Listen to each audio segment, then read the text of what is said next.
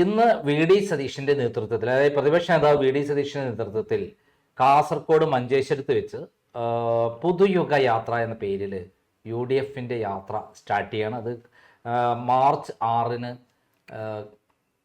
പുത്തരിക്കണ്ടം മൈതാനത്ത് തിരുവനന്തപുരത്ത് അവസാനിക്കും. ഒരു മാസം കഴിഞ്ഞു. അതെ. അപ്പൊ ഇന്ന് തുടങ്ങുന്ന യാത്ര ഇന്ന് വൈകുന്നേരം 4 മണിക്കാണ് ഉദ്ഘാടനം.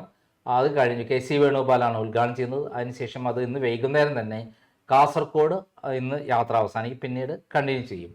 അപ്പോൾ ഈ സന്ദർഭത്തിൽ നമ്മുടെ കാസർഗോഡ് ജില്ല, അദ്ദേഹം യാത്ര ചെയ്യുന്ന ഏരിയകളിലൊക്കെ തന്നെ നമ്മൾ ഒരു പഠനം നടത്തുകയാണ്. അതിൻ്റെ ഭാഗമായിട്ട് കാസർഗോഡ് ജില്ലയിൽ 5 നിയോജക മണ്ഡലമാണുള്ളത്. 1 മഞ്ചേശ്വരം, 2 കാസർഗോഡ്, 3 ഉദുമ, 4 കാഞ്ഞങ്ങാട്, പിന്നെ തൃക്കരിപ്പൂർ. ഈ 5 നിയോജക മണ്ഡലങ്ങളിൽ എന്തായിരിക്കും റിസൾട്ട്? അതായത് കഴിഞ്ഞ തദ്ദേശ സ്വയംഭരണ തെരഞ്ഞെടുപ്പിന്റെ ആസ്പദമാക്കിയും ലോക്സഭാ തെരഞ്ഞെടുപ്പിന്റെ ആസ്പദമാക്കിയും നിയമസഭ കഴിഞ്ഞ തവണ ഇത് നമുക്ക് ആസ്പദമാക്കി ഡിസ്കഷൻ നടത്താം. അപ്പൊ ഇതിലെന്താണ് പറയുന്നത്? ഏറ്റവും അവസാനം നടന്ന തദ്ദേശ തെരഞ്ഞെടുപ്പാണ്. തദ്ദേശ തെരഞ്ഞെടുപ്പിൽ 3 സീറ്റിൽ UDF ലീഡുണ്ട്. 2 സീറ്റ് കാഞ്ഞങ്ങാടും തൃക്കരിപ്പൂരും മാത്രമാണ് LDFന് ലീഡ് നേടാൻ സാധിച്ചത്. ആ ലീഡ് പക്ഷേ അവിടുത്തെ ഒരു പ്രത്യേകത എന്ന് പറഞ്ഞാൽ ഉദുമയിലും തൃക്കരിപ്പൂരും 10,000 താഴെയാണ് ലീഡ്. ഉദുമയിലും തൃക്കരിപ്പൂരും എത്രയുണ്ട്? തൃക്കരിപ്പൂർ എത്ര ലീഡുണ്ട്? തൃക്കരിപ്പൂര് 6,010. പിന്നെ കാഞ്ഞങ്ങാട് 14,910. അത് LDF ആണോ UDF ആണോ? അത് കാഞ്ഞങ്ങാടും തൃക്കരിപ്പൂരും LDF. 14,000 നല്ല ഭൂരിപക്ഷം പഴയത്തെ കാഞ്ഞങ്ങാട്. ഉദുമ പക്ഷെ വരുമ്പോഴത്തേക്ക് അത് 1,010 ലീഡായി. UDF ലീഡായി. UDF അല്ല, UDF ലീഡായി, വളരെ നെഗ്ലിജിബിൾ ലീഡാണ്.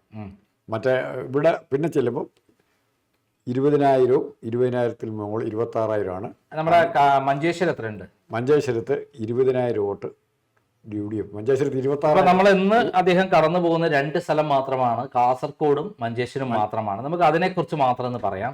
അതായത് മഞ്ചേശ്വരം എന്ന് പറയുന്നത് നമ്മൾ എപ്പോഴും ശ്രദ്ധിക്കപ്പെടുന്നത് നമ്മുടെ സുരേന്ദ്രൻ മത്സരിക്കുന്ന സ്ഥലമായിട്ട് മാത്രമല്ല, അദ്ദേഹം പലപ്പോഴും നേരിയ മാർജിനാണ് തോറ്റുപോകാറ്. കഴിഞ്ഞ തവണ 745 വോട്ടിനാണ് അദ്ദേഹം AKM അഷറഫിനോട് ദൗർഭാഗ്യവാനായ പോരാളി എന്നാണ് വിളിക്കുന്നത്. അപ്പം AKM അഷറഫിനോട് 745 വോട്ടിനാണ് തോറ്റത് കഴിഞ്ഞ തവണ നിയമസഭ.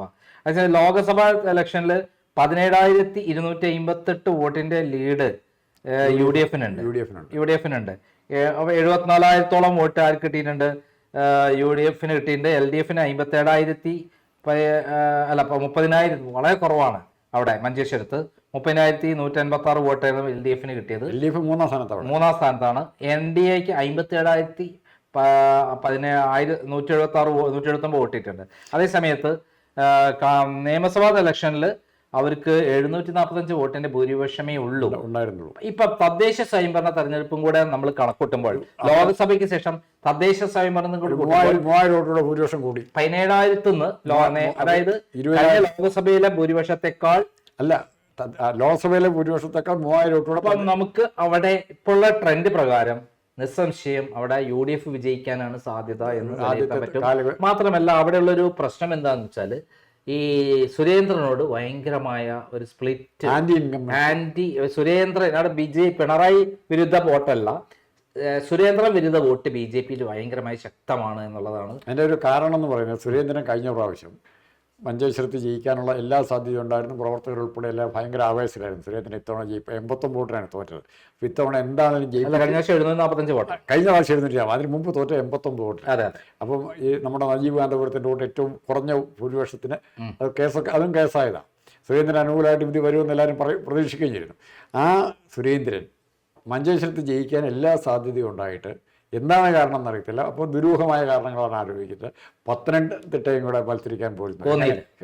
പാർട്ടിയുടെ ഹെലികോപ്റ്ററിൽ വന്നിറങ്ങുകയും പാർട്ടി ഫണ്ട് വന്ന ഉടനെ 1 കോടി രൂപ അന്ന് വിചാരിച്ച അതൊക്കെ നമുക്കറിയാം. അല്ല, അന്ന് സുരേന്ദ്രനെ പറ്റി BJPയുടെ ചില കേന്ദ്രങ്ങൾ പറയാം, അല്പന അർത്ഥം കിട്ടിയാൽ അർത്ഥരാർത്ഥിക്കൊക്കെ. അപ്പോൾ BJPയുടെ കേന്ദ്രഭരണം വരുന്നു, പാർട്ടി സംസ്ഥാന പ്രസിഡന്റ് ആകുന്നു, ഹെലികോപ്റ്റർ ആകുന്നു, പിന്നെന്താ വേണ്ടത്?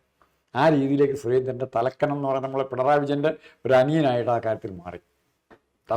അതായിരിക്കാം കാസർഗോഡ് BJP അണികളിൽ ഈ സുരേന്ദ്രനെതിരെയുള്ള ഒരു നീക്കം നടക്കുകയും അവിടെ BJP സ്പ്ലിറ്റിലേക്ക് വരികയൊക്കെ ചെയ്തത്. രണ്ട് ഗ്രൂപ്പായിട്ടാണ് കാസർഗോഡ് നിൽക്കുന്നത്. അപ്പം അവിടെ ഇപ്രാവശ്യം സുരേന്ദ്രൻ നിർത്തുകയാണെങ്കിൽ മറ്റേ ഗ്രൂപ്പ് തീർച്ചയായും പണി കൊടുക്കും എന്നുള്ള കാര്യത്തിൽ സംശയമില്ല.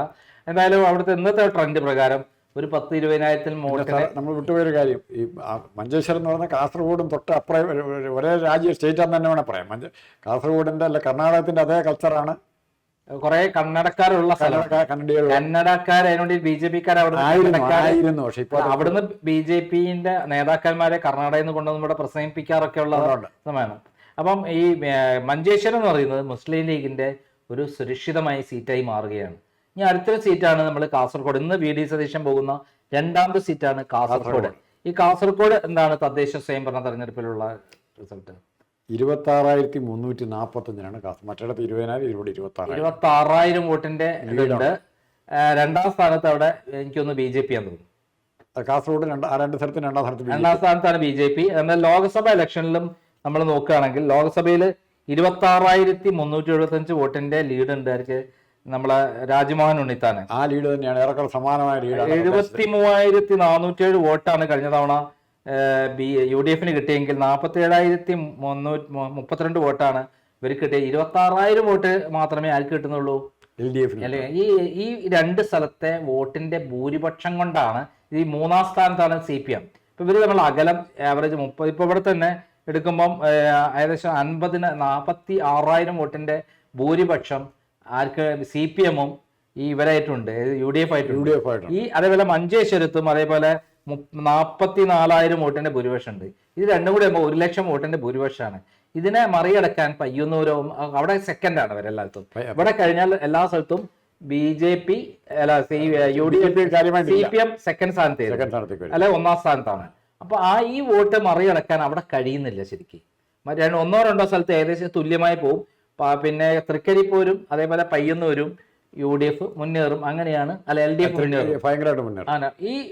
ഈ രണ്ട് സ്ഥലമാണ് UDFന്റെ ശക്തിയും ഭാഗ്യവും അത് ഉറപ്പായിട്ട് ജയിക്കുന്നത്. പിന്നെ കഴിഞ്ഞ നിയമസഭാ തെരഞ്ഞെടുപ്പ് എടുത്ത് നോക്കുകയാണെങ്കിൽ കാസർഗോഡ് നെല്ലിക്കുന്നാണ് നല്ല സ്ഥാനാർത്ഥിയാണ്. 12,901 വോട്ടിന്റെ ഭൂരിപക്ഷമുണ്ട്.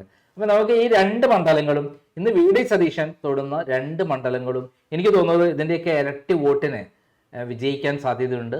അത് ചെറുതായിരിക്കില്ല. കാരണം നമ്മളെ ഭയങ്കരമായുള്ള ഭരണവിരുദ്ധ വികാരം ആഞ്ഞടിക്കാണ്.